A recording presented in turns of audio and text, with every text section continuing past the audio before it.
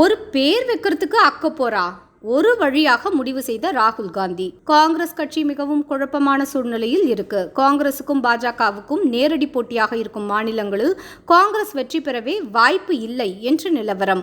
சரி, மாநில கட்சிகளின் ஆதிக்கம் இருக்கும் மாநிலங்களில் எப்படியாவது சீட் வாங்கிவிடலாம் என்று ஒரே ஒரு சீட் தரும், மிஞ்சி போனால் 2 சீட் தரும் என்று பேரம் பேசுறாங்க மாநில கட்சிகள். இது என்னடா 60 ஆண்டு காலம் ஆண்ட காங்கிரஸ் கட்சிக்கு வந்த சோதனை என்று கலங்கி போயிருக்கிறாங்க காங்கிரஸ்காரர்கள்.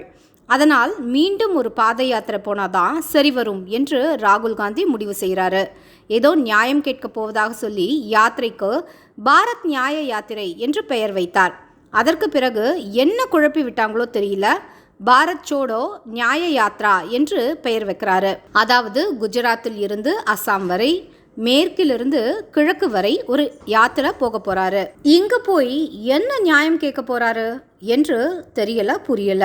மேற்கு வங்கத்தை பொறுத்தவரை பல ஆண்டுகளாக அட்லீஸ்ட் எதிர்கட்சி அந்தஸ்தில் வச்சிருந்தீங்க, இப்போது 0 ஆக்கிட்டீங்க என்று நியாயம் கேட்க போறாரா? இல்ல குஜராத்தில் மனசாட்சியே இல்லாம இந்த அளவுக்கு காங்கிரஸை வெறுத்து ஒதுக்கி வச்சிருக்கீங்களே என்று நியாயம் கேட்க போறாரா? இல்ல பீகார் மக்களிடம் லாலு பிரசாத்துக்கு எல்லாம் ஓட்டு போட தயாராக இருந்தீங்க, ஆனால் காங்கிரஸுக்கு ஏன் ஓட்டு போட மாட்டீங்க என்று நியாயம் கேட்க போறாரா? நியாயமாக பார்த்தால் 60 ஆண்டு காலம் ஏன் எங்களை புறக்கணித்து இருந்தீர்கள் என்று வடகிழக்கு மக்கள் தான் இவர்களிடம், அதாவது காங்கிரஸ்காரர்களிடம் நியாயம் கேட்க வேண்டும். சரி, ஆனது ஆச்சு, போனது போச்சு.